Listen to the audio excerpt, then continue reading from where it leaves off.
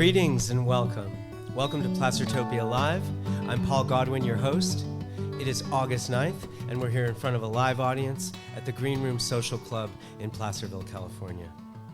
The land on which this building stands is part of the ancient homeland and traditional territory of the Nisenan and Miwok people.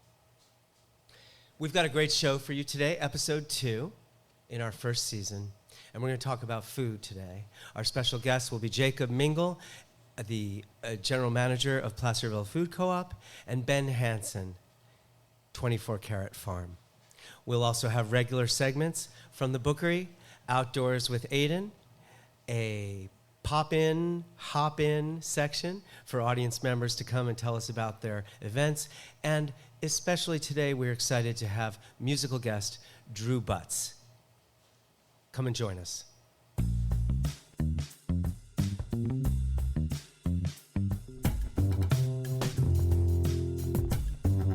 We're going to be talking about food today. I was interested in doing a show that would focus on our food, where it comes from, how we choose it, how it affects the community, where it's grown, what are our challenges around food. In Placerville, we have a ton of choices. So I thought it would be great to talk to these two guys. So Jacob Mingle has been a Placerville resident for 33 years. He has a beautiful role in the community, which includes his family, his wife, and his 2 children. He is the manager of the Placerville Food Co-op, and before that, he was a business owner here in Placerville. He brought us the amazing Totem Coffee, which was everyone's favorite coffee house, and before that, the Cosmic Cafe, which was a wonderful restaurant and cultural influence with creating wonderful music shows. Jacob, by the way, is a terrific musician and the leader of several bands, including Haifa and Flannel. Also with us, Ben Hansen. He's the owner of 24 Carat Farm since 2015. He's a board member of the Placerville Co-op since 2017 and is currently the board president. Also, he is a contributor and host of the Community Table, El Dorado County. Welcome to Placertopia Live.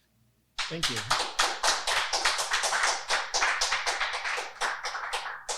Okay, Jacob, I'm going to start off with you. What makes being a part of a food co-op important and rewarding? Well, there's a lot of aspects to it. I think creating and having and supporting a local food system is very important in any community. I think there's a lot of backstory to it, but I think it can be kind of the most radical or revolutionary thing you can do is create and support a local food system and to, nourish and support each other. I think what's really neat and where a co-op differentiates from a lot of other systems is I think it's a viable alternative to maybe a capitalist system where it's community owned. And in that sense, there's no, corporate investors kind of strong arming you or controlling any decisions you can make. And the decisions can be ultimately made by the community that owns it. It would require their involvement, which I think is something we could use more of at the co-op, which would be really neat and cool to see. But it's, controlled by a board of directors, and that's influenced by the ownership, and then through the board of directors comes to me, and then I implement the things within the store. So it's a cool alternative form of a grocery store. I also think what's really neat about food co-ops is it really gives true small and truly local businesses an opportunity.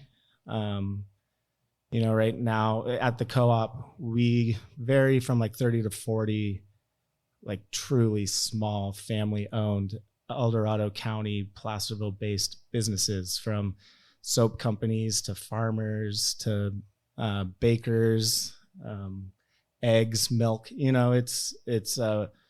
I think what makes it real special is the opportunity for truly small local businesses to thrive.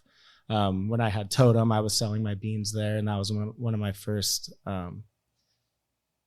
accounts outside of the cafe, and it meant a lot to me. And during COVID, it was huge when we had to close down the cafe to still have it being sold at the co-op. So I think that's one of the things that's really cool about a co-op. Exciting.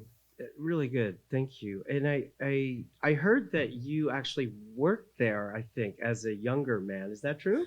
Well, and, yeah. Say It's a been little of that, full circle. or how So, it feels yeah. full circle. Yeah. Before it was a food co-op, it was Noah's Ark, and it was a specialty natural food specialty grocery store.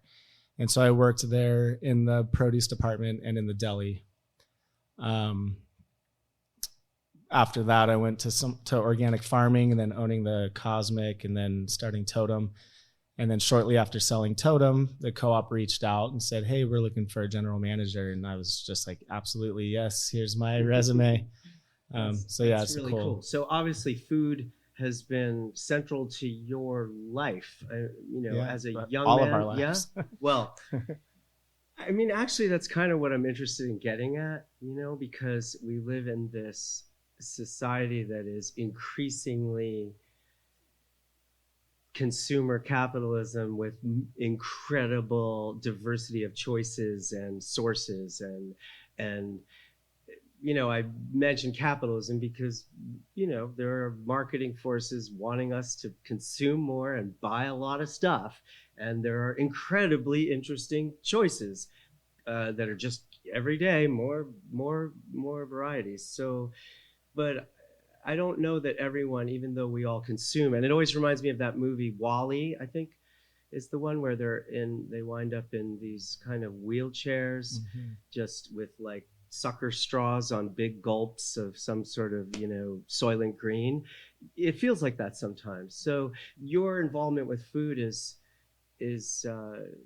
not everyone as a young person just got interested in food and farming and selling it and creating it for people. Say something.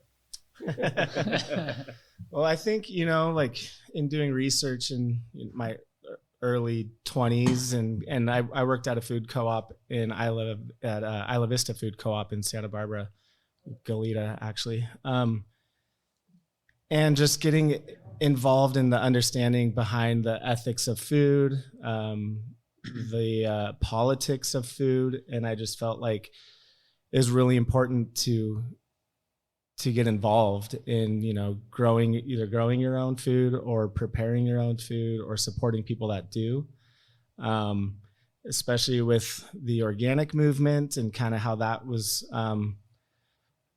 taken over by a lot of corporate structures and kind of changed the ethics and morals behind it, and as a form of or access to a market where that section of the market was growing. And so I just felt like, well, even sometimes organic didn't mean as much as it used to mean, and so it just felt like it was important to either grow our own or support people that do, and what they're putting into the food. And I just think so let's talk about that for a quick second. For example, I was told that strawberries, for example, have so much water content in them that if you don't buy organic, you're essentially eating chemical pesticides or other chemicals that are used to mature the fruit faster, etc. So there's an example where we know the reason to eat organic, but I've also heard it said that organic, the term organic has been bought and sold now and means nothing. Discuss. And Ben, you feel free to jump in also. Chime in on this. Yeah, for sure. I kind of think that, to me, organic is not so much for the individual, but for the overall community, and that's why I find it really important. So I'm not worried about eating a strawberry that might affect me. It's more that I don't want to spray things on the strawberries that affect people that live in my community, that is next to the waterway that goes through my community, that sprays near schools or where kids are playing or any of those things. That's the kind of exposure I think that is very damaging and very dangerous. On the question of what does organic mean? Does it mean anything? I'd say that it means something, but I think that it still doesn't necessarily take into account labor practices or some of these types of things, like are people getting paid a living wage? Are people even getting paid minimum wage? A lot of times that's not the case. And in the larger operations, definitely that's going on. I don't know if you have something to add. No, I think those are good points. Yeah. So Ben, I know I wanted to have both of you on, and Jacob suggested having you together, of course, because your involvement with the co-op as well. But on the subject of running an organic farm, I had the question of, what are the challenges for you in this county, for example, and the rewards?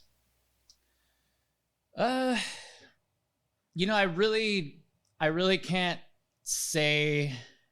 First of all, I've only farmed organically, so I don't know what it's like to run a farm that's not organic. And most of my experience is here in this county. I find it to be relatively supportive.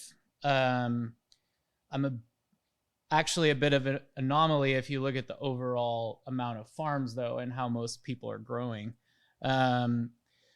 We happen to certify with CCOF, but due to, I don't know, some of the ways that I think the organic system has been corporatized and monetized in a lot of ways, I am also doing a second certification that's through the Real Organic Project. And the Real Organic Project doesn't allow things like hydroponic growing or those kind of things in it, and it's more of a peer-reviewed system. Personally, though, I hold on to the CCOF USDA certification mainly for people to understand a baseline of what we're doing, and I don't want to have to explain my practices to every single person that I talk to. So I do find it relatively supportive in this county in terms of that, but I more from a marketing strategy look to focus on local, and I think most people can support that. Yeah, thanks.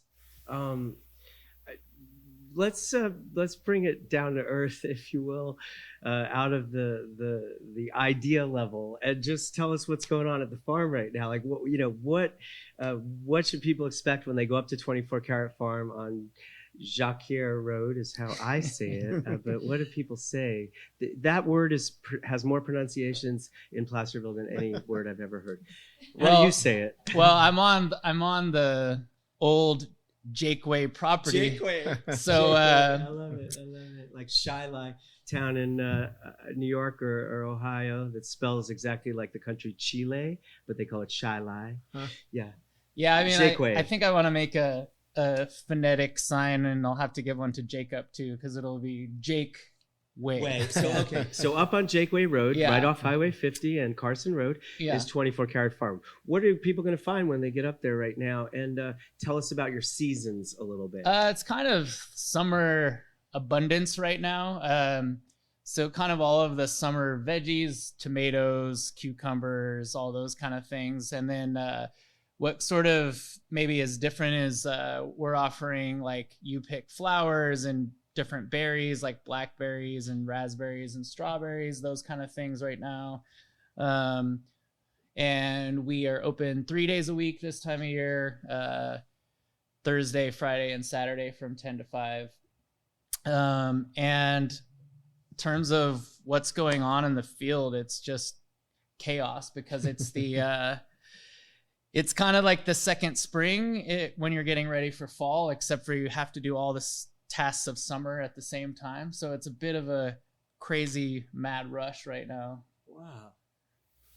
That sounds awesome. I know that for many people, shall we say, well-off or middle-class shoppers. There doesn't seem to be any seasons anymore. You go into a supermarket and you can find avocados year-round, or mangoes, or things that we would have expected.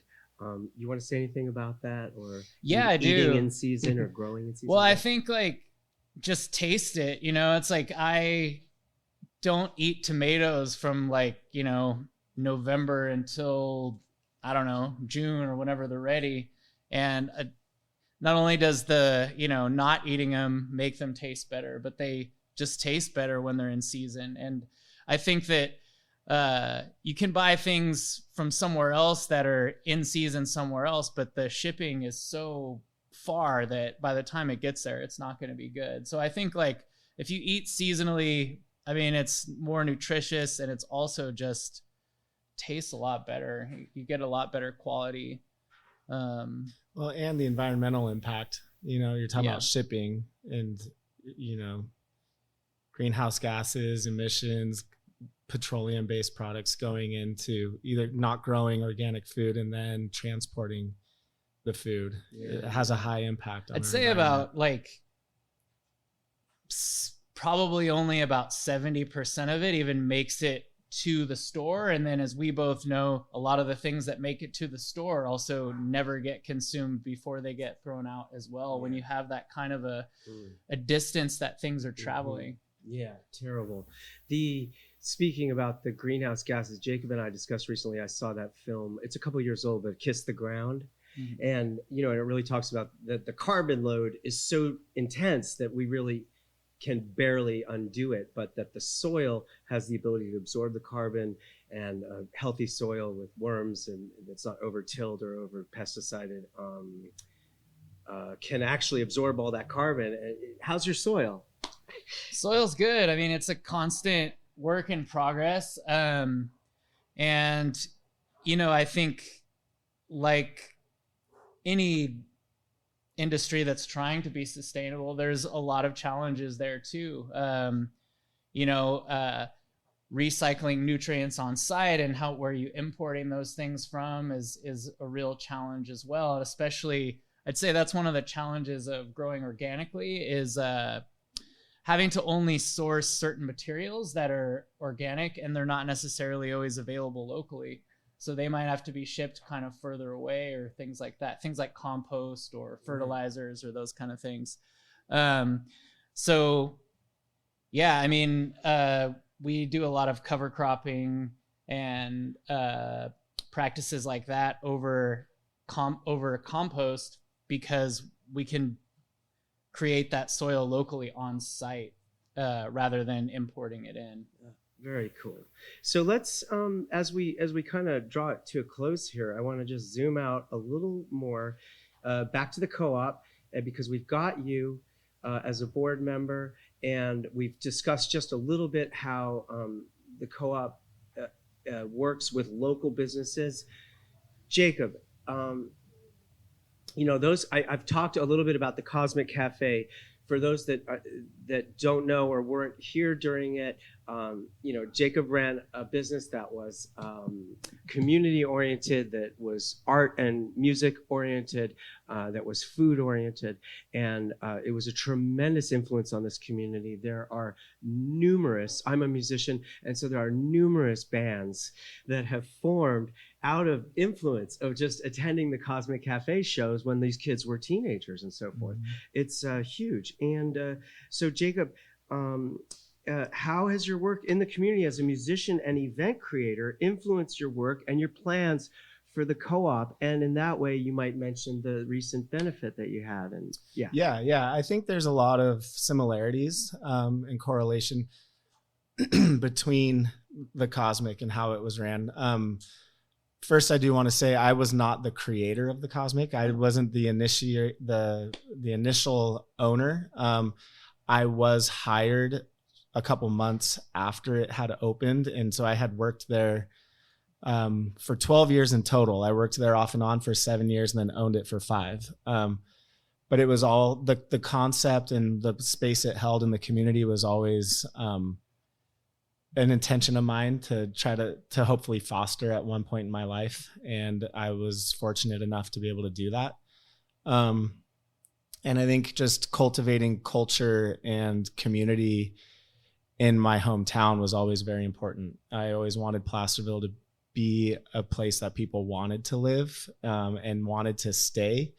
Growing up around here is one of the towns that you just couldn't wait to get out of, and then everyone would leave. And then I felt like we weren't creating the type of atmosphere or town or businesses that we would want to have here to keep people here.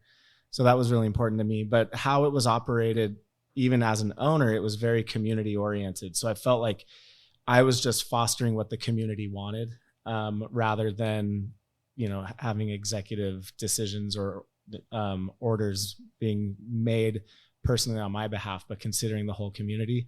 And I feel a co-op is a very similar structure, where I'm just kind of trying to shape and mold and direct what the community wants, what the board wants, what the employees want. Right now, I'm, trying to, again, bring that community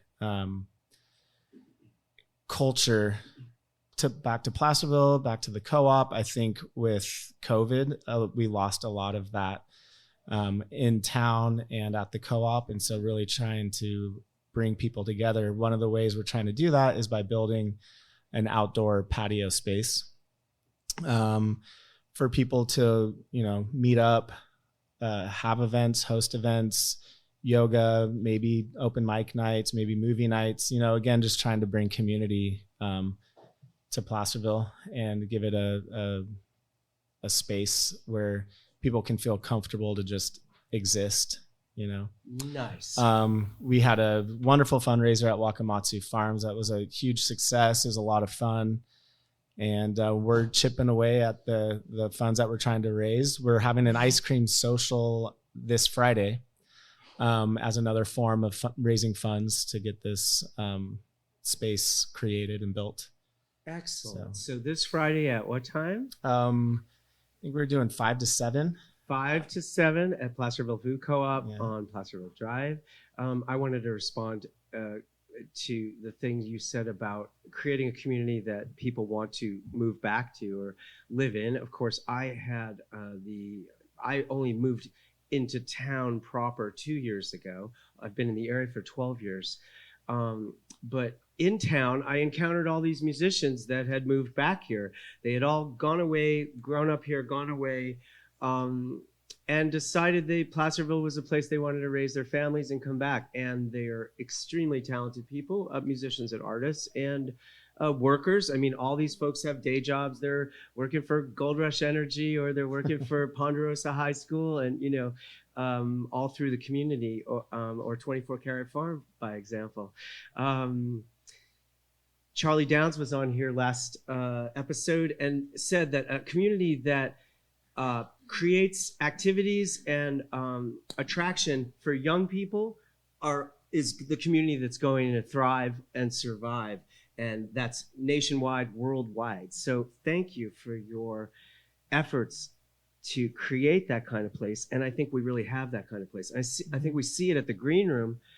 We have a multi-age community. I brought a friend around who was from New Orleans, and I was commenting on that. I'm like, these Green Room events, from the open mics to the weekend shows to the wine and painting events to the poetry readings, have all ages going on. And it's not just people with kids and their little kids running around, but it's seniors, it's retired people, it's teenagers, it's 20-somethings, it's 30-somethings, and we're all sort of intermixing. And she commented that New Orleans was always like that. And so I think that's awesome, because what could be a higher water cultural town than New Orleans? So that's really cool. Ben, any comments about in the last minutes we have here about serving on the board, or how the board interacts perhaps with the community? And we haven't really explored getting these new ideas in from people. Maybe you could speak to that in a way, how we can generate some ideas from the community and make it a real community effort. I say that, both at the co-op and in my business, that's really the main driving force, is just trying to be ingrained in the community, trying to involve people from the community as much as possible. one thing I wanted to mention was the community table that we're doing at the farm, which we're growing a garden that feeds about 50 families, and it's all run by volunteers. And then we're also, through this organization, providing other items like other types of food like flour and tortillas and diapers, backpacks, whatever people need. So I think there's a lot of crossover there. It's like these are also people in our community that we're taking care of by raising funds in the community and keeping those things in the community. One other thing that I'd like to just say about co-ops, which is really cool, is, and I didn't come up with this, I heard someone say this and I forgot the person's name, but when you see the Safeway truck coming in and delivering produce to Safeway, you're thinking like, wow, all that food is coming in from the outside and none of it's being grown local. But that's not really like the worst part about it. The worst part about it is when that truck leaves, it's leaving with all of our money. All of our money is leaving our local area and going to some corporate headquarters somewhere. And the co-op is not like that at all. All of that money stays here in our community amongst the people that own this business together. So I think that's really cool. Yeah, super interesting. I serve on the Placerville Economic Advisory Committee, and so we're party to some retail trends and things like that, and we get these figures, and it's really surprising, but this is an extremely vibrant marketplace. And so the corporate, the multinational companies that are here, not to name any names, let's just leave it at that. We actually rank very highly on most of those lists. It's surprising. We think we're like a small town and we don't really have that much buying power. And it turns out we're like in the top 30% on all of those spreadsheets. And for those companies in the state or in the northern part of the state or in the Sacramento region.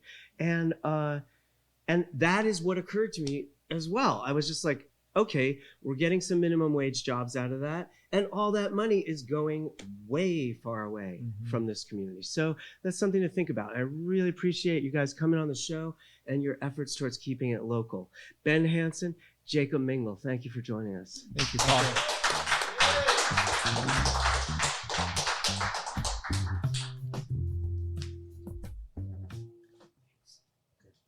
Thank you. So I think we're going to bring on our musical guest right now. That's going to be a terrific musical interlude. And our next guest is Drew Butts, and I'm going to give him my microphone. Drew is a Placerville local, and I think you're really going to enjoy his music. He's also serving right now at Club Green Room as the artist in residence. He's just finished his second Tuesday. And there are 5 Tuesdays, he alerted me, in August. So he's got 3 more Tuesday nights at 7 p.m. here at the Green Room. You can enjoy more of his music. Please welcome to Placertopia Live, Drew Butts. Thank you. This song is called Secret Silence of Sound.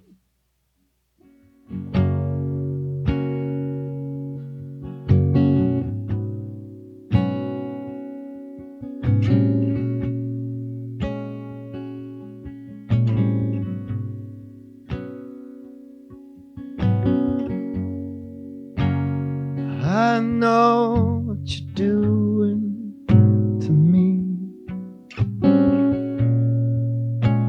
I don't think you do.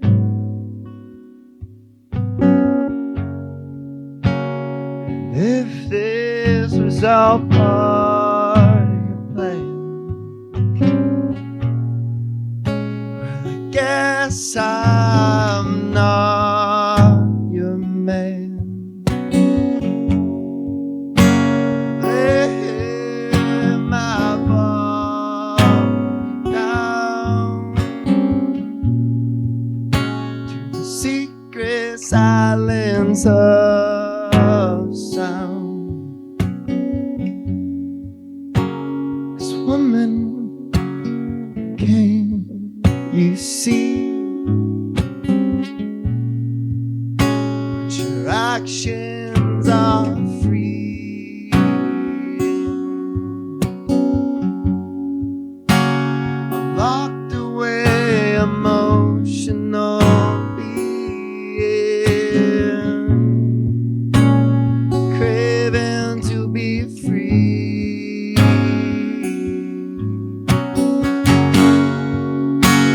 Laying my body down, secret silence of sound.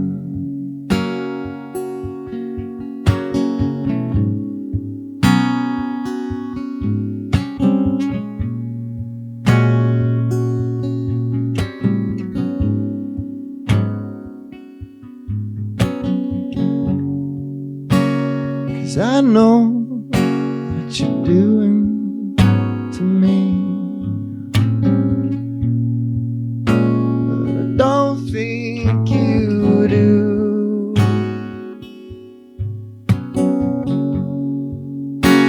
And if this was all part of your plan, I will never be your man. So lay my body down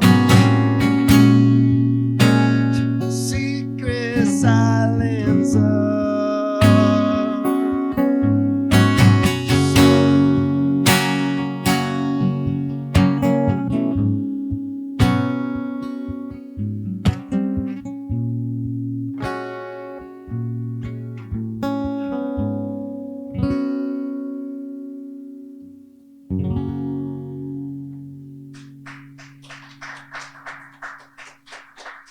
Thank you.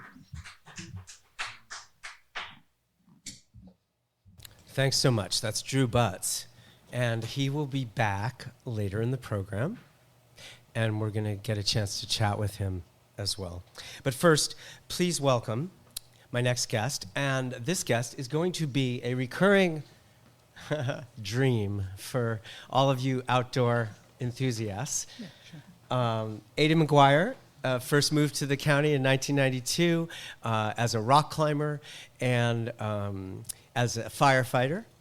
And he has, he didn't want to blow his own horn, but I'm going to blow his horn that he has climbed a significantly portion of here in the Sierra foothills and the Sierras, and he is responsible for several first ascents and naming those climbs throughout the region. He is, I have a personal favorite of mine because he actually drags me and my wife on exciting adventures and shows us the great beauty and special and secret places of the county. And he's going to be a regular guest on the show in a segment we're calling Outdoors with Aidan. Please welcome Aidan McGuire. Hi, Paul. So what do you got for us today? I asked Aidan, each time he comes on the show, he's going to offer an outdoor episode, an outdoor adventure that you listeners and viewers can go ahead and take advantage of here in the county. Well, today, because it's the middle of summer, we're going to talk about things to do in El Dorado County outdoors in hot weather. And, you know, El Dorado County gets very, very hot, as we all know. And really, when it's this hot, there's probably only two places you want to be, and that's either up in the mountains, over 7,000 feet, or down on the river. So today, we're going to talk about being down on the river and some, in particular, a fun thing that we can do down there. So as maybe a lot of you know, but maybe people don't know, the South Fork of the American River is one of the most famous and highly regarded rafting trips that you can do anywhere in the country, anywhere in the entire country. The South Fork generally sort of gets split into two sections if you're doing rafting, as a lot of people have, and there's the upper section that runs from Chili Bar down to Coloma, just regarded as the upper, and then the lower goes from Coloma down to Salmon Falls Bridge. And that's usually the way they split it up if you're doing a rafting trip. But between those two parts is what is referred to as the Coloma to Greenwood. And that's what we're going to talk about. Well, that's pretty cool because you actually took me and my wife on C to G, as you insiders call it, Coloma to Greenwood, in some inflatable kayaks. And even though I don't think you'll be able to do that for our entire listening audience, I hope you'll be giving them some alternatives to how they could run that section.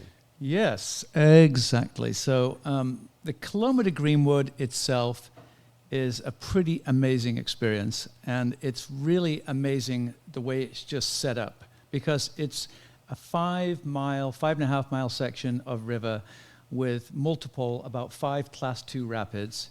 Now, Class 2 rapids, they're on a scale of 1 to 5, and Class 2 rapids are regarded as novice rapids. They're pretty hard to get hurt in. They're still exciting, and you can still get bumped around, but they're Class 2 rapids. And it puts in at Coloma, and it takes out at Greenwood. It's the weather's hot, the water's cool, and the experience is one of just, on a hot day, you blowing up your kayak or your raft, getting in the water, and on these long sections, maybe half mile, where you're just sort of drifting down the river, you're enjoying the scenic beauty of the Wild Canyon.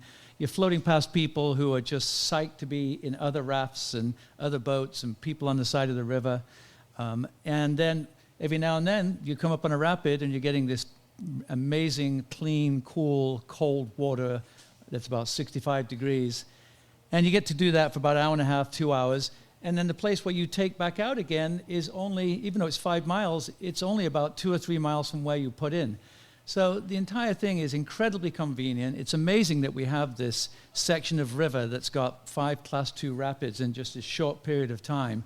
And you really don't, it's really, we'll talk a bit more about safety and equipment in a minute, but you really don't need a lot of know-how and a lot of equipment to be able to enjoy this. Yeah, and in a way, you don't even need 2 cars shuttle. Say more. Yeah, I mean, I often do this by myself, which is really not recommended, but I've done it probably 100 times. But I actually take down my electric bike, leave it at the back end, lock it up, and then take my boat down. I actually have a way of locking my boat, which is very simple, even though it's pretty darn safe down there. And then I ride my bike back, and I throw all the stuff back in my car, and back up I come to Placerville, and from my house back to my house after an amazing paddle down the Coloma to Greenwood, or the C to G, as Paul was saying, is about 4 hours. Yeah. It's really pretty amazing. Great way to spend a hot afternoon. Yeah. And Aiden, we've seen down there, actually the first time I ever ran it was in those just inflatable tubes from the sporting goods store with a tiny little paddle that was like a toothbrush. So we see people like at that level, and then we see people in maybe a little bit better kind of tubes and rafts and inflatable kayaks and hard shell kayaks and sit on tops and what do you tell us. Yeah, so let's talk about the different ways you can do it. Let's talk about the easiest thing that can be done. Yeah. What's really popular and probably a lot of people have heard about is just going tubing down Coloma. Tubing, as we would say in England. And the tubing is just basically taking, floaties and inner tubes and things like this that you pick up. You put in at Coloma, and you actually would take out either at the bridge, or you would go further around to Henningsen Park, which is, I think most people know. And you can there's actually people that what they'll do is they'll put in at Coloma, they'll float round to the bridge, and because it makes a big old U, you can pull out of there at the bridge and then walk back with your inner tube or whatever, which is only about maybe a quarter mile, and put in again, and it's almost like a Pirates of the Caribbean sort of cruise. You can just some people do it 2 or 3 times in a day. And that really requires very little equipment except just, like I say, an inner tube or a floaty. Of course, what's mandatory on the river is that everybody has a inner tube on. Everybody has a life jacket on. And if you don't have life jackets, those are actually hanging at the put-in. So you can actually not show up with a jacket, and there's life jackets there that are left out for by the Park Service. What I'm more talking about, though, is going further than that, which is going down to Greenwood. And one of the best ways to enjoy that is not in an inner tube, because really it gets to be a bit of a point where an hour and a half sitting in a tube and get a little bit cold. So I think the best way to do it is with an inflatable kayak. Inflatable kayaks you can pick up relatively cheaply. If you want to get one that's really good for going down the river, it's more like $800 to $1,000 if you're getting the real proper ones. But there are ways to sort of rent those, and I'll speak to that just at the end here. But if you're doing that, then you put it in at Coloma, you do the rapids, hour and a half, 2 hours, and you take it out at Greenwood, and then you walk it out a couple of hundred yards at the end, and you set up a shuttle by putting a car down at the far end. You know, the level of expertise needed for that is not much. I would say that lots of people actually just jump right in and do that. I wouldn't recommend that. When I first did it, I'm pretty comfortable just in water generally. And what I had is a friend who had done it several times before, and that's what I did with you, Paul. Yeah. I basically led the way and said, here's the rapids. They're not dangerous if you mess up, but falling out in the middle of a rapid, as you found just last week. It's pretty exciting. You're a terrific coach. I mean, you really make it fun and challenging, but you're also fatherly in a sense. You kind of guide your guest, you know, into like you'll set us up at the next rapid, and you'll say, okay, here's the line you're going to look for when you see this big rock, cut left and then paddle right, you know, etc. You coach through it, and I found that super helpful. That said, I did get my first swim last time we went, and it took more cardio than I expected because you're out of the boat. Now you have to hold on to your paddle, you have to hold on to the boat, you have to flip the boat over, and then you have to hoist yourself up out of the rapids into a boat, and maybe it's moving. That's right. So that might sound a little scary, but we were kind of messing about, playing in the waves. We're trying to do a little surfing, which can be real fun, because all of these rapids, you know, they're easy, they're class 2, but you do sort of, part of the technical sort of fun about it for me is that you have to sort of pick a line to go through the rapid and try to do it the right way. Or if you don't, you could end up getting flipped. Now, you know, probably you could go through 7 or 8 times out of 10 and not even pick a decent line and still come through because they're class 2 rapids. But picking the line is fun because you want to hit the best parts of the wave. And then after the rapid, you can also often eddy out and then play in one of the waves and do like a little bit of surfing. Actually, when you go past Barking Dog, which is a famous rapid, that you'll see a lot of people actually hang out there, and they go out for the afternoon, and they actually just play surfing in that rapid. Yeah. And you go right through that. You know, there's often people there hanging out on proper surfboards or in kayaks, and they're doing all kinds of tricks. So it's kind of one of the spectacles is going through Barking Dog and seeing that. When you fell in, it's kind of a good example, right? Because it's a little bit shocking, it's a little bit cold, and you're like, okay, I got to get back in this boat. So the first time you do that, it's nice if you have somebody that's there in case you let go of your paddle or something like that. But still, at the end of the day, you'd have to work hard to injure yourself going down the Coloma to Greenwood. It's not impossible, but you'd have to work at it. You know, most of the time it's pretty reasonable. Okay, so let's just say, I don't know, are there any outfitters that will do kayak supported trips, or the outfitters are mostly, for those listeners that haven't attempted this yet or you're out of the area, there are a ton of terrific whitewater rafting companies down there, right? Yeah. To just choose one and get on the river, or? Yeah, let's talk. Well, let's jump to that a little bit. And one thing that can be done. Just 1-2 minutes. Yeah, one thing that can be done is there's a really good store down in Coloma, the River Store. It's been there forever. They actually have a very cool, there's access there to a lot of independent guides that can help you and come out for the day and will go down with you. They also have what's called a demo program where you give them, I forget what the money is, but you give them a certain amount of money for the season, and they let you take boats out to try them. And they have really good quality rafts. They have one-person rafts. That's the other thing we didn't mention. You can get a one-person raft or one-person kayak or a two-person kayak, and you can actually demo them for the day and take them down the river. You can go with official companies that are the rafting companies. You know, they'd be certainly very happy to take your money and guide you down the C to G. But, you know, what's really good is if you don't have a good kayak is go to the River Store, rent, or they call it demo, one of theirs, and then just find somebody that's maybe been down before you or somebody who's already heading down, and you can just follow their lines through the rapids. Wonderful. Aiden, any last comment? We're just out of time on that segment. I just wanted to kind of look over just a couple of things about safety concerns. A couple of things to think about. You're down on the river, it's very hot, sunscreen's a must. You're down on the river, it's very hot, you don't want to drink the river water, bring some water. Make sure that you're okay to carry, a kayak, which is not that heavy, but at the end you have to carry it out a couple of 300 yards and so forth.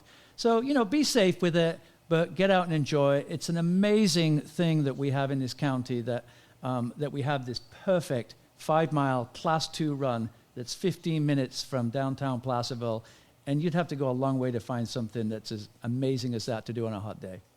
Thank you so much. Aiden McGuire, Outdoors with Aiden, and he'll be back next episode with a new adventure.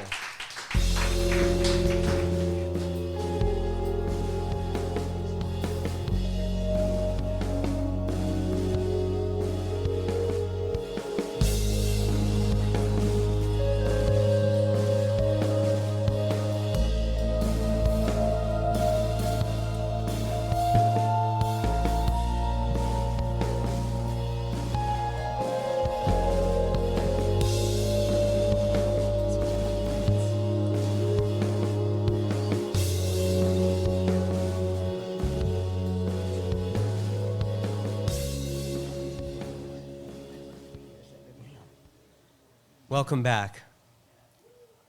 Our next guest is no stranger to Placerville residents and tourists alike. Nancy Dunk, known around town as the Book Lady, a staple on Main Street for over 44 years, and owner of the Bookery, Placerville. Please welcome. Hi. So, Nancy, I've given you the prompt that we were going to be talking about food on today's program, and I know you're a lover of food and a very healthy-oriented person, and so we're doing this segment. It'll be a regular segment on the show. We had Heather Beatty, your business partner, last time, and today you've brought in, I hope, a read for us or a prompt towards some good food-oriented reading. What do you got? Well, I'm not experienced at speaking, so I'm just kind of winging it. But you said talk about food, and I think it's interesting that there's new genres over the years since I've been in business, and one of them is food writing, which there'd been people before who wrote about food, but not a lot of them. And when the movie and the book came out, Julie and Julia, it sort of triggered this huge thing of chefs and everybody talking about their experiences with food. And so there's now a whole big section in the store called Food Writing, and it's pretty interesting. Yeah, if you've never been to the Bookery, you should go there right now. They are open 363 days a year. And the food writing is one section, and the cookbooks is a wall. We have a ton of cookbooks, and cookbooks for me is exciting right now because it was one of our very best sections for years and years and years. And then when computers became big, everybody went to looking up their recipes online, and our cookbooks started stacking up everywhere. And I have a shed full of cookbooks. And the last 2 years, they've just taken off again, and it's very exciting for me because I just love cookbooks and I love selling cookbooks, and so that's been great. I know. Being around the store as I am sometimes, people come in looking for these kind of rare, a rare Julia Child, or these kind of Betty Crocker is another one. These kind of rare Betty Crockers that are completely out of print. Yeah. Say something. Oh. Yeah. Are those like valuable books? Some of those now. Or? They can be. The really early Betty Crockers are quite valuable, and the Julia Childs they're pretty common except for Mastering the Art, which is a 2-volume set, and there's so many printed. They're not extremely valuable, but they're kind of hard to get. We probably get one in every 6 months or something, so it's fairly scarce, and it's the one that most people want. It's cool. So what did you bring for us today? Oh, so and you can show it to the. You can in the food writing see it. section. Yeah. There's a lot of great Oh, people. hold that a little bit more there. Yeah. There's Anthony Bourdain and Julia MFK Fisher, who has been around for years. She has a lot of books. And this is a gal that started writing about 20 years ago, and she, for a long time, was the editor of Gourmet Magazine. And she's got about 6 books, and they're pretty funny. She writes about food, and she's pretty funny. She writes about her growing up. I think she's just about my age, which I won't tell you exactly how old that is, but she grew up in New York, and her mother was pretty crazy, and so she's got some pretty hysterical stories in here about her mother. So I see a bookmark there. I do you have a little something you can read for us? Sure. Can I read a couple paragraphs? Yeah, please do. Probably a minute or two. Okay. I can make a meal out of anything, Mom told her friends proudly. She liked to brag about everything stew, a dish invented while she was concocting a casserole out of 2-week-old turkey carcass.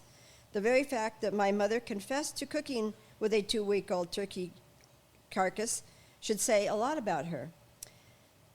She put the turkey and half a can of mushroom soup into the pot and then began rummaging around in the refrigerator and found some broccoli and added that, some carrots, a carton of soup, sour cream, and in a hurry as usual she added green beans and cranberry sauce. And then somehow a half an apple pie slipped into the dish.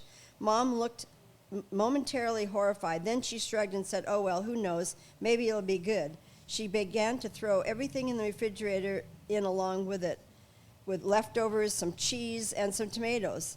That night, I set up camp in the dining room and was particularly worried about the big eaters. I stared at my favorite people approaching the buffet, willing them not to eat the casserole. I actually stood directly in front of Bert Langner so he wouldn't reach the turkey disaster. I loved him, and I knew that he loved food. Unknowingly, I had started sorting people by their tastes, like a hearing child born to deaf parents. I was shaped by my mother's handicap, discovering that food could be a way of making sense of the world. At first, I paid attention only to taste, storing away the knowledge that my father preferred salt to sugar, my mother had a sweet tooth. I later began to note how people ate and where. My brother liked fancy food and fine surroundings. My father only cared about the company. My mother would eat anything as long as it was exotic. I was slowly discovering that if you watched people as they ate, you could find out who they were. Oh, boy. Good section. Thank you. Nancy's reading from Tender at the Bone. At the Bone by Ruth Reichel. And Nancy, I couldn't help thinking about my experience with you at the Bookery. Those of you that don't know, I do work at the Bookery. In fact, essentially, the Bookery and the Green Room are my favorite 2 places in Placerville. And the Bookery in particular opened our region and our county and our population to me like a great oyster of wonderful findings and people that I met through working at the Bookery. But as an employee at the Bookery, a bookseller is my title, I work sometimes with Nancy and sometimes with her business partner, Darren. And they both have very different eating habits.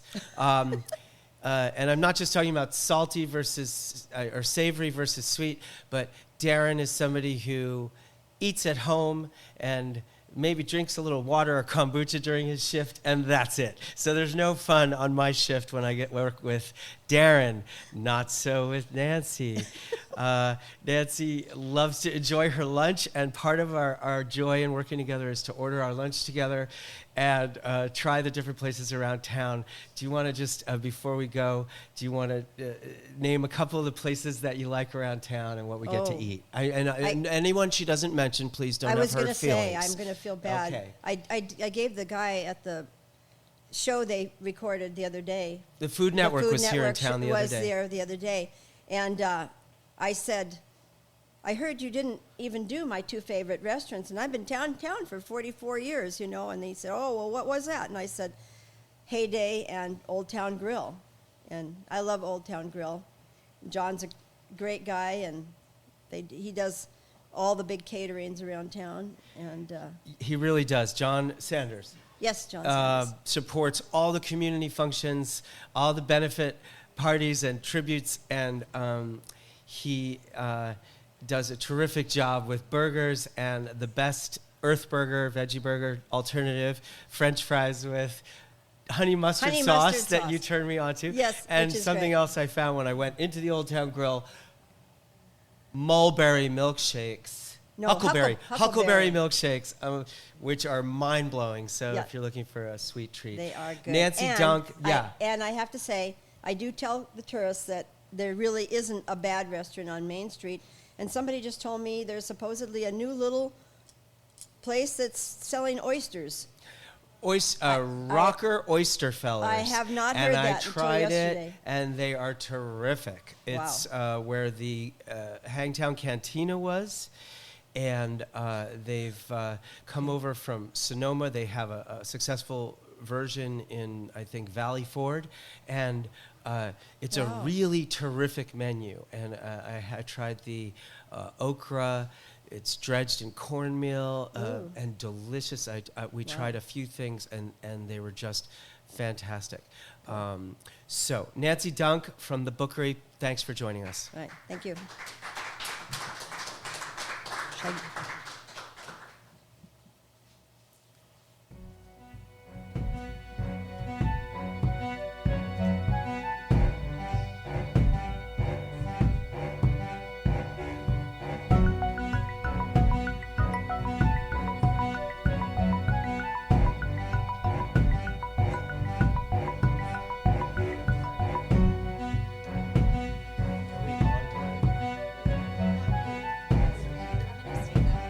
Are we spot on time right now?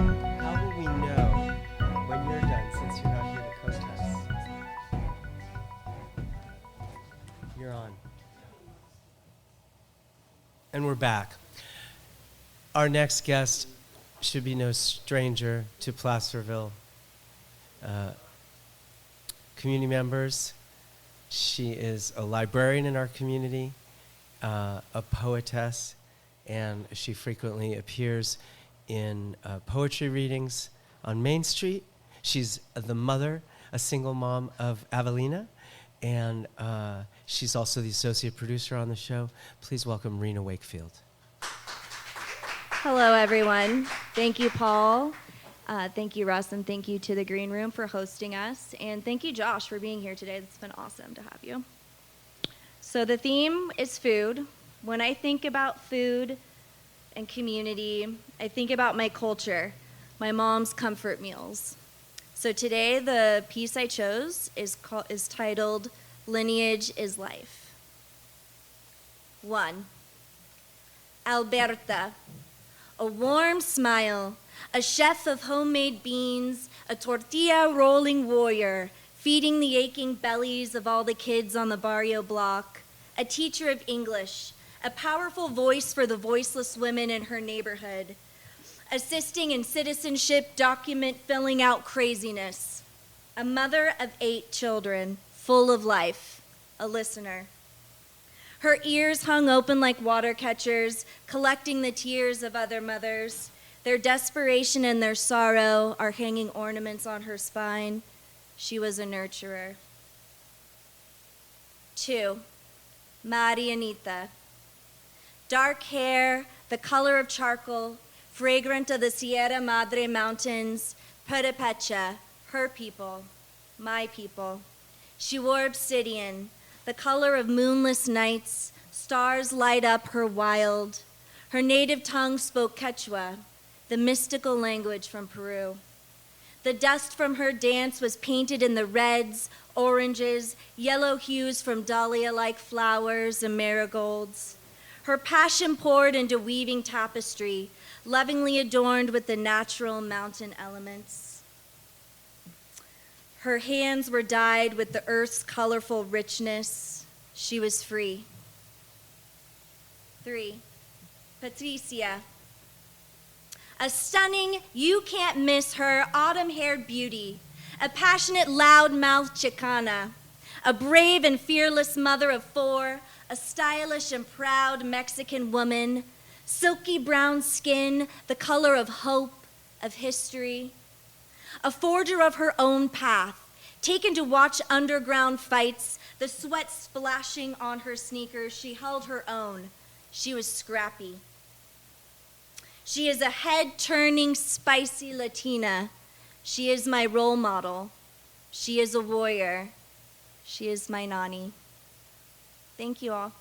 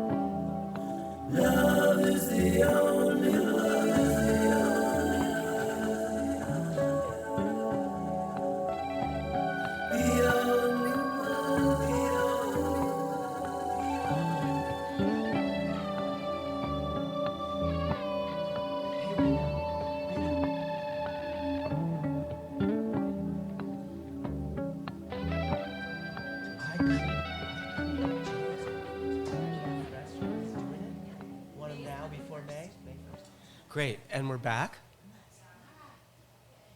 Hi, welcome back.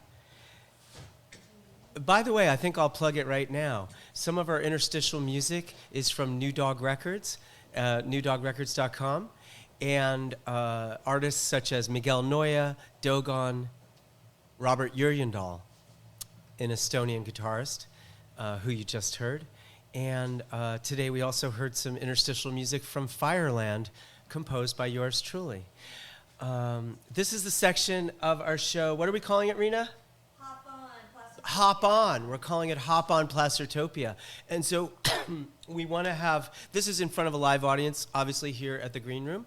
And we want people to drop by, talk about their projects. And so our next guest is a drop by. She's very close to the Green Room. She's a member of the Main Street Collective, and please welcome May Flores. Thanks, Paul. So, what do you got to tell us about today in your Hop On segment? I have been, well, the Green Room has always been a home for us, right? For our band, for our artistic endeavors. And so recently I've been asked to join the board. And so we're forming that board. And so there's been a lot of new things happening. Like I'm hosting 2 new shows a month here, aside from Main Street Collective and all the things that we do. So I'm hosting a jam night that happens every second Thursday of the month, where all local bands, musicians who either are in a band or want to join a band and didn't know how to do it could come and jam together. Because like our band, we always have a set list. We rehearse for shows and we never get to go crazy, right? So this is an opportunity for us to just let go and decide what the creative direction is for the show. So we have 2 hours to just compose and go crazy with music.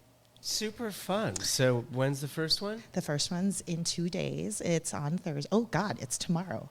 Thursday. Whoops, it's tomorrow. Whoops. It's tomorrow. It's tomorrow. You've invited, I noticed, a great host of musicians from the Collective, from the Phantom Spires, from Rider Thieves even, who knows. So what time should people get here? Is there a cover, anything like that? It's free. Free show. It's a free show. And that is intentional because we want people to really explore writing music, creating music together. And it entices new musicians to come out and meet the already current musicians that are already out and about in town.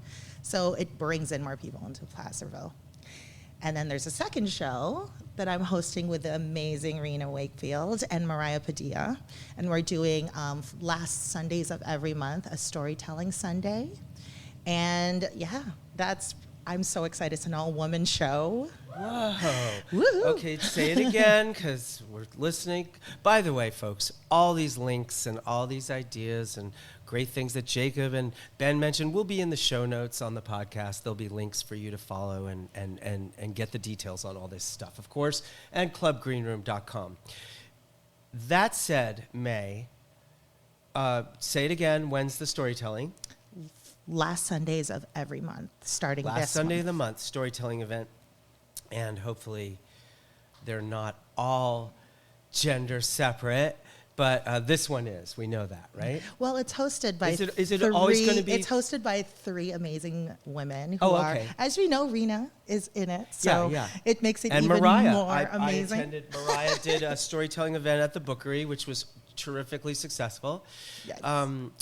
But is it for female storytellers or female identified No, storytellers? it's just hosted Oh, by okay. amazing, powerful women of the Yeah. word, which I love. And Great. it combines some of like the powerhouses of El Dorado County's, storytelling group. And we're hoping to do kind of a satellite program with Capital Storytelling from Sacramento. And so that's going to be amazing. And yeah. Great. So, But everyone's May, welcome. I understand you know something about the Green Room's honeycomb campaign, and Jen and I were hoping that you could tell the listening audience a little bit about that. Yeah, about a week and a half ago, Jen launched and worked really tirelessly with the Honeycomb investment platform. And basically, we're trying to raise a minimum of $60,000 here at the Green Room. You can be an investor for the Green Room. So we are at 17,000, and we have 3.5 weeks to do that. So I really encourage everybody to explore the Honeycomb investment platform and be an investor and be a part of raising awareness about, new artists, to expand the Green Room, be a part of decision making. It's really great. Thank you. Now, I will tell you just personally that I invested, and only a few days ago, and the total then was $8,000. So $17,000, that sounds really good. It's moving at a pretty good curve, but let's not get complacent because we have a target, and it's pretty short. That said, Jen has big plans for the Green Room, not just staying open and offering all kinds of beverages and pop-up kitchen takeovers and all these great events which build community, but also an intern program for educating our youth, bringing them into sound and video. And of course, today we have Josh Haynes on hand, who's was responsible for helping construct and design all the terrific AV that's here. And Jen wants to bring in the young folks. So if you're listening to this and you're a young person and you want to get involved with the Green Room, come on down. Thanks, May Flores. Thank you. Good. We have a special. This is somebody who showed up for the show today, and I have no idea what he's going to talk about. A frequent member of Main Street Collective as well. Please welcome James Harness. Oh, Paul. Harness is my stage name. James Gans. Thank You you. could hear me hesitate. I wasn't sure which name to use. What do you got for us today? Well, at the beginning of June, I opened up a local brewery. It's located at Green Valley Road and Placerville Drive. We also have a barbecue. You've eaten there. How would you? I would say it's just about the best barbecue I've had around. And it's a family operation, and James's mom, Kit, is the chef, and she's from the South, and they do an incredible job. Yeah, and I brew the beer with my brother off of my dad's recipes. My dad's running our smokers too, so it is fully a family operation. There's 4 of us running the entire place. Day to day, it's like a 3-person operation with me and my parents, and yeah, everybody should stop on by. So it is called Gear Tooth Ale Works. Yes. It is located when you are on Placerville Drive and you pass the movie theater as if you are heading to Folsom, that direction. Yes. You take a right on Green Valley Road. You're at the traffic light for Rayleigh's. The Rayleigh's is on your left. You take a right, and it's in that first driveway up the mall there. Yeah, it's in the center large yellow building, 7553 Green Valley Road. And currently we're open Thursday to Sunday, 12 p.m. to 8 p.m. And if you come on by, I will be behind the bar. He'll be behind the bar serving you his amazing craft brewed beer. And for those who are carnivorous, the ribs, the brisket are incomparable.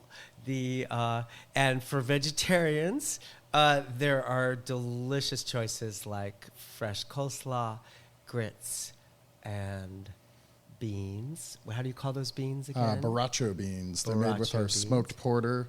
And we also have macaroni salad now. Okay. All of our sides are vegetarian, with the exception of the macaroni and one of our barbecue sauces. Almost the entirety of the menu is gluten-free just by nature. The beer isn't, but we do have local cider and local wine as well. Great. Thanks so much, James. Thanks for dropping by. Thank you. Okay. Hey, we are just about out of time, and I am so delighted to say that we're going to welcome back Drew Butts to give us a little more of his music.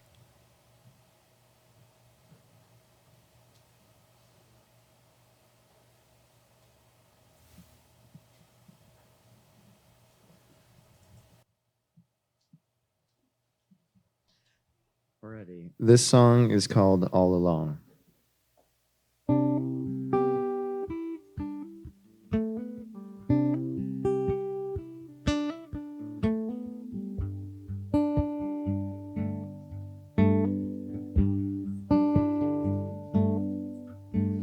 How did I know you were already gone? Miles away from the hum of this song.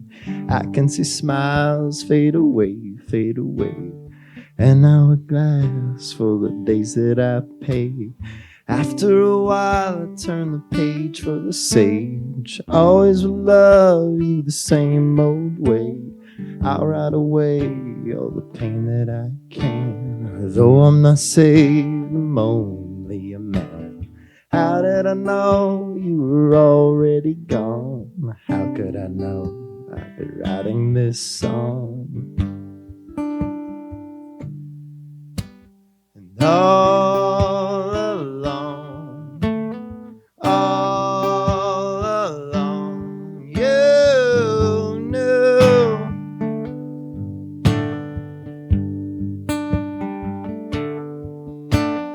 All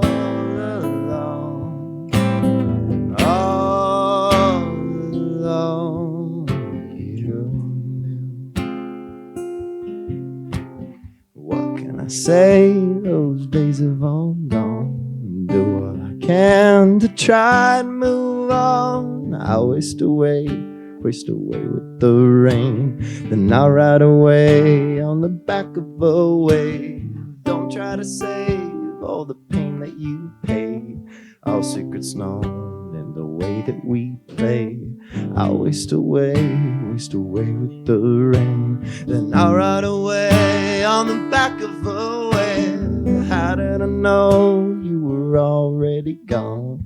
How could I know I've been writing this song?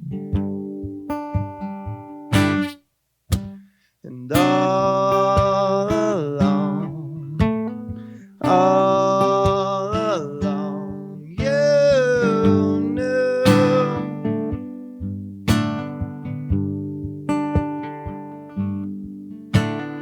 All along, you knew.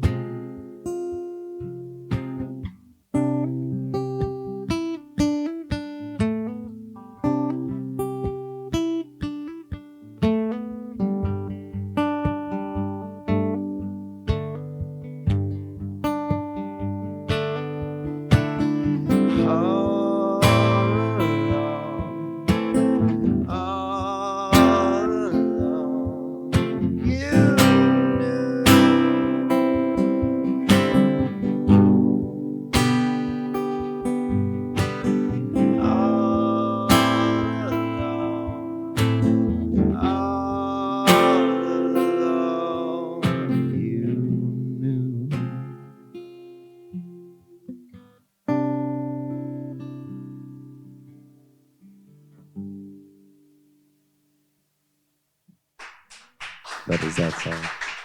Thank you. Drew Butts, come take a quick seat. We're going to ask you a question in the fluffy chair, in the puffy chair. Drew, I was able to find your music pretty easily on Spotify. There looks like there's a few releases out there, but then you told me very quickly that you're working on something new. Tell us about what you're up to. I don't know if I'm at the liberty to say too much about what I'm working on, but Secret. I am working with I'll say friend, recording up in Grass Valley, and we are working on an EP. I didn't know for the longest time, the whole summer we've been recording songs, and we have about 3 that are nearing finish, and I was under the impression we were just doing stuff, and I didn't really know, but we're going for a 6-song EP. I've already said so much. I said so much. But yeah, it's probably the most professional sounding stuff I've ever recorded, and the recording process for music is just so delicate and different from just, sitting around with other musicians and playing instruments. Our ears do a lot of the equalizing and things when you're naturally just sitting in a room with people and, recording on your iPhone or at home studio with no knowledge can kind of destroy music. But it's been fun to have some music of my own that doesn't sound crazy to the ears. Well, you've shared a little of it with me, and I was super impressed. I first caught you at Hangtown Billiards, I think. It's the first time I saw you. And each time I see you, I enjoy the songs more. It happens to be in a sweet spot for me, musically speaking.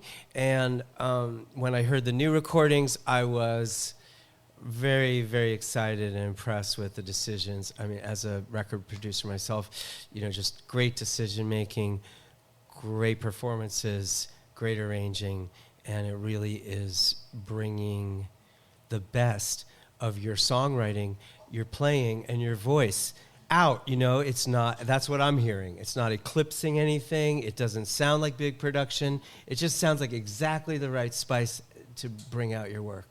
It's exciting stuff. Yeah, great. Yeah. So that's Drew Butts. Now, we've said that he's here at the Green Room in an artist in residency, Main Street Collective Tuesdays.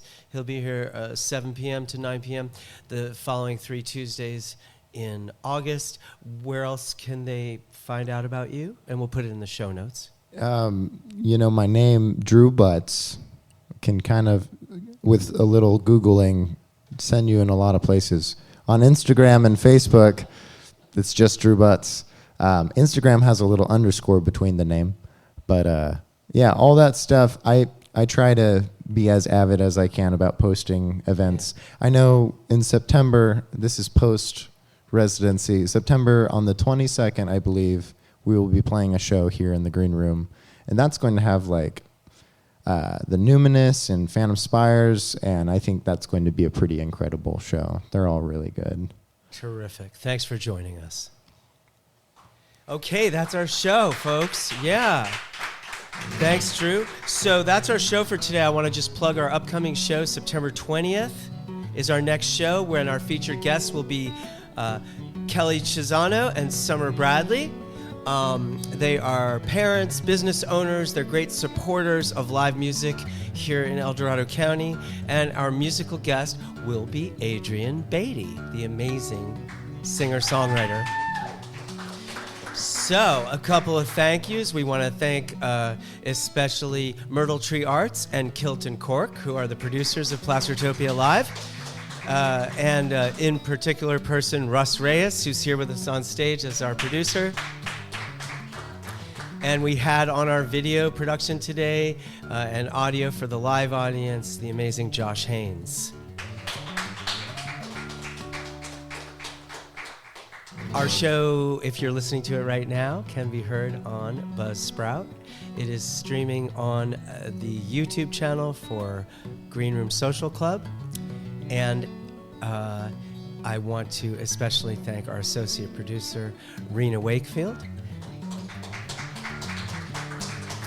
And all of our guests today, Jacob Mingle, Ben Hansen, Nancy Dunk, Ada McGuire, May Flores, Rena Wakefield, and especially Drew Butts, our musical guest.